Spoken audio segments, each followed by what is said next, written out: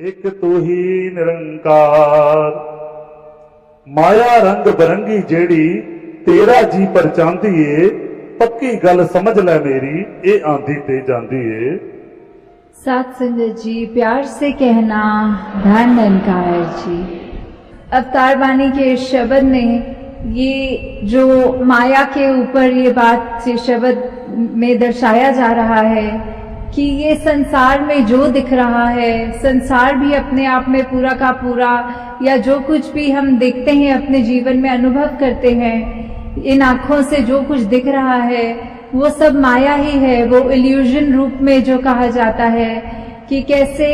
ये माया के का ही रूप है संसार, उस तरह की आज है कल नहीं, क्षण भंगुर वाली बात कि ये इसका तो आना जाना लगा ही रहेगा। जैसे कभी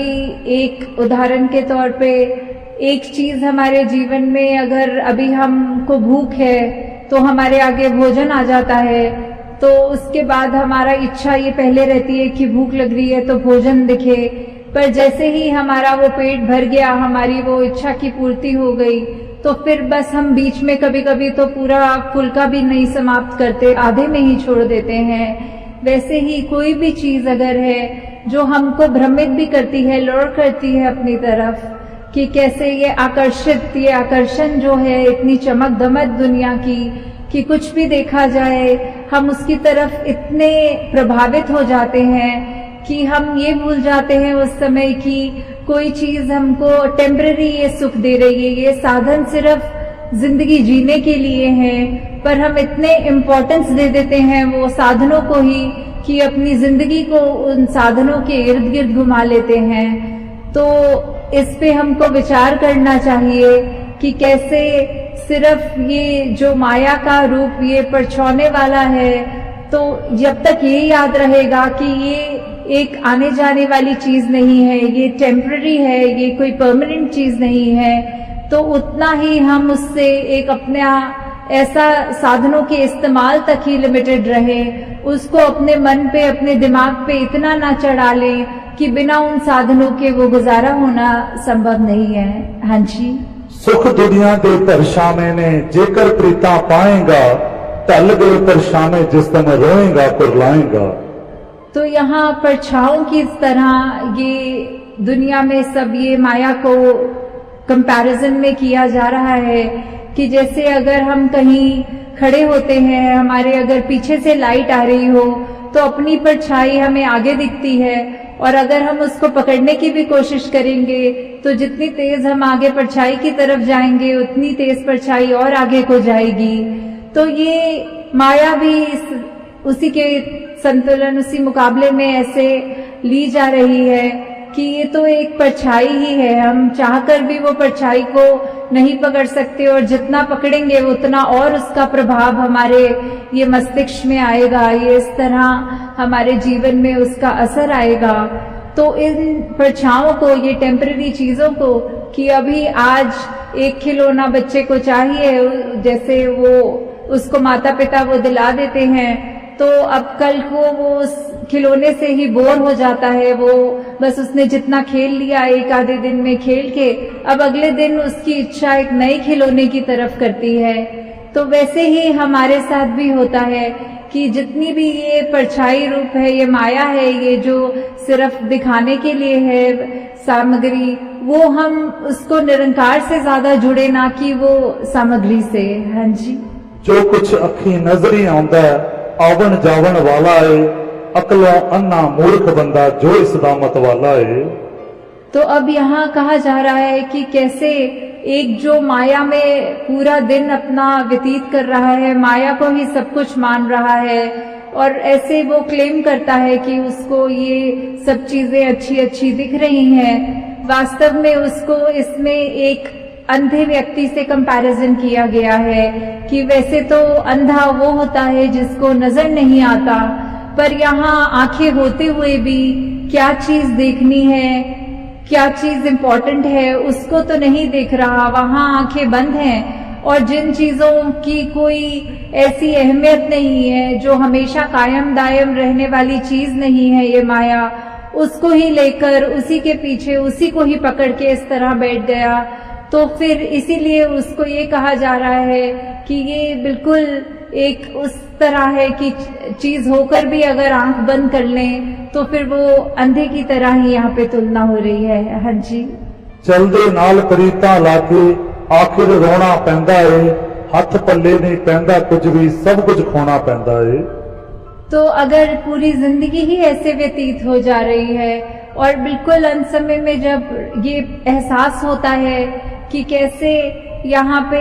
हमको जो करना था इस जीवन काल में वो तो हमने किया नहीं और हम सिर्फ माया में ही भ्रमित रहकर माया का ही सहारा लेते गए, जबकि हमको इस जीवन काल में प्रभु परमात्मा का एहसास करते हुए, पहचान करते हुए सिर्फ प्रभु परमात्मा की ही एक लगन में जहाँ रहना था वहाँ हमने प्रभु परमात्मा निरंकार को तो वो प्राथमिकता नहीं दी, पर अपनी ये मटेरियलिस्टिक लाइफ को ही इतनी महत्ता दे रहे थे कि ये भी बात जरूरी है कि हम आए हैं संसार में तो हमारा परिवार भी है, हमारी रिस्पॉन्सिबिलिटीज भी हैं, जिम्मेवारियां भी हैं। तो ऐसा नहीं है कि माया से बिल्कुल कट ऑफ करने की बात हो रही है। ये है कि चीजों का जो बनी है उपयोग के लिए उनका उपयोग करें, उनका सदुपयोग करें, पर उनको अपने ऊपर इस तरह हावी ना होने दें कि कैसे अगर वो चीज हमारे से छिन जाए तो इतना उसका असर हमारे ऊपर हो कि हम निराश हो जाएं या फिर इतनी एक्सट्रीम में ले जाएं कि अपनी जिंदगी को ही वहां समाप्त करने के ख्याल आए। तो हमें ये सब चीजों से उठना है।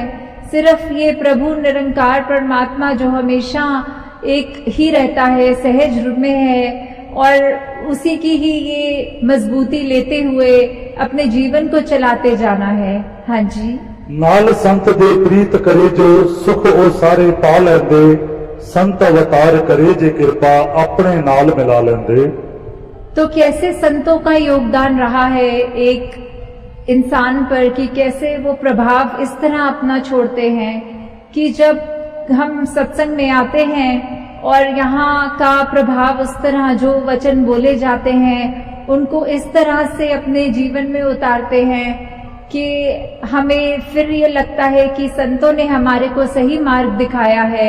युगों युगों से आज की बात नहीं, ये जब से दुनिया कायम दायम है संत प्रवृत्ति वाले सभी ने यही शिक्षा दी है, वही मार्ग बताया है कि कैसे हमें अपने आप को फोकस रखते हुए ठीक डायरेक्शन पे एक जो रास्ता है वो सही चुनाव करना है। हमें कैसे सिर्फ अच्छाइयों को ही देखना है, किसी के अंदर खामी नहीं देखनी। कोई भी वस्तु इंसान तक ये माया का रूप है तो उसके अंदर भी हमें कुछ बुराई को नहीं देखते हुए या उसकी अच्छाई या बुराई से इतने प्रभावित नहीं होते हुए कि हम अपना फोकस खो के सिर्फ उसी पे टिप्पणी करते रहें या उसी के बारे उस तरह मन में सोचते रहें। तो इस तरह से हमें और भी उदाहरण चाहे देख ले कि कभी हमें ये भी लगता है कि एक माया का रूप कोई गैजेट ले लें, कोई फोन वगैरह कुछ भी ले लें, जब तक वो नया है हम उसकी कितनी संभाल करते हैं। दिन ब दिन जैसे जैसे वो पुराना होता जाता है फिर हमें उसकी इतनी परवाह नहीं रहती जितना पहले रहता है और उसके बाद वो मन फिर से करता है कि अब अपने उस गैजेट को बदल लें और कोई नई एक चीज खरीदी जाए, उसको रिप्लेस किया जाए। तो ऐसे ही संसार में तो ये जो वस्तुएं हैं इनका तो ये चलना रहता ही रहेगा, पर हमारे को ये संत ये क्या सिखा रहे हैं, ये सत्संग में आने का हमारा मकसद क्या है, ये सिर्फ प्रभु परमात्मा निरंकार की बात कि कैसे हमको एक ये गौतम बुद्ध भगवान जी ने भी यही अपने ये भावों में रखा था। उन्होंने दोनों जिंदगियां देखी थी कि कैसे वो एक राजा के रूप में भी जिंदगी को बिताते हुए महल माड़ियां होते हुए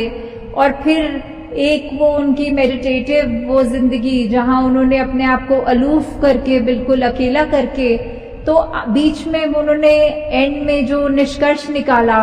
वो उन्होंने यही निकाला कि दुनिया के ये जो दो एक्सट्रीम्स हैं इसको तो हमने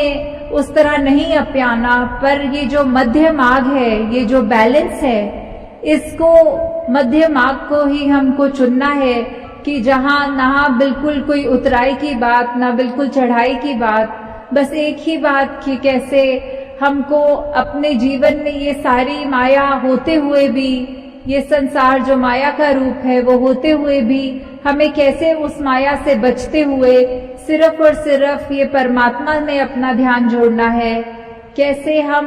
ये जो ब्रह्म ज्ञान की दात जो प्राप्त कर चुके हैं, उसके बाद भी अगर हम उससे ज्यादा, निरंकार से ज्यादा इम्पोर्टेंस अगर और किसी को दे रहे हैं, तो इसमें कमी हमारी ही है कि हम कैसे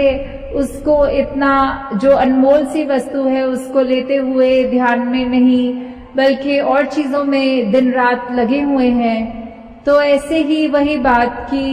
जहाँ पे हमें एक जैसा नहीं अपना जीवन को सहज भी बनाना है, हमें उतार चढ़ाव कैसे भी हो, कोई भी हमें किसी भी भ्रम में डाल दे।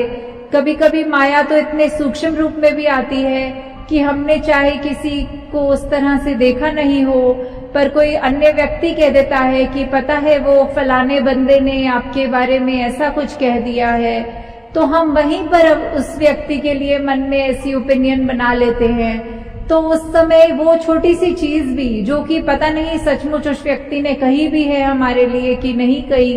फिर भी वो ओपिनियन बनाकर हमारे को उस समय वो उस तरह भी भ्रमित किया जा रहा है।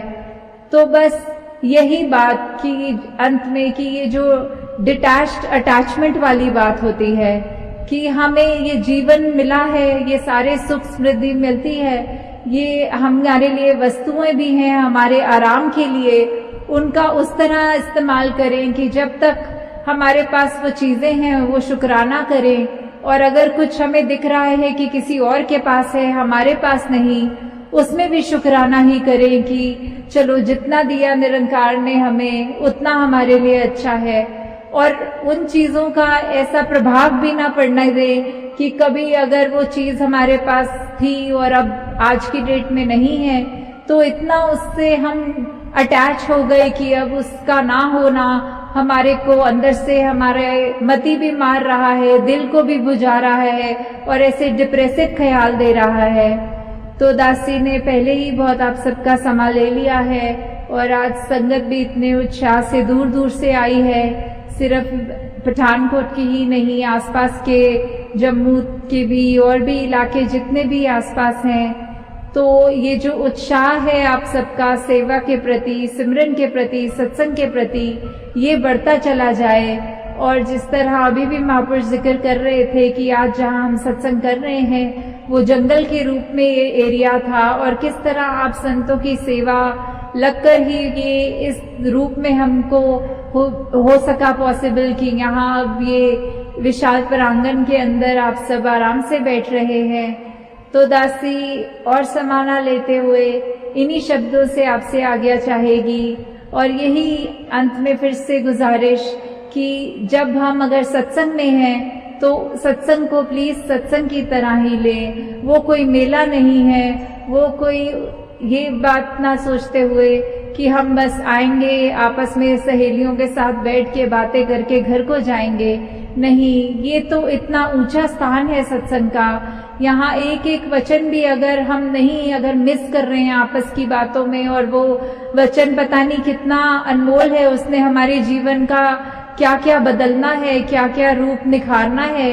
हम संगत होते हुए भी संगत को नहीं सुन रहे हैं, तो इससे बड़ा दासी ये कहना चाहेगी कि नुकसान कोई नहीं है। तो हम अपना नुकसान ना करें, अपने पैर पे कुल्हाड़ी ना मारें। जो निरंकार ने ये अवसर प्राप्त करवाया है सत्संग का, उसका हर पल सत्संग को सत्संग की तरह ही लें। साथ संगत जी, धन निरंकार जी।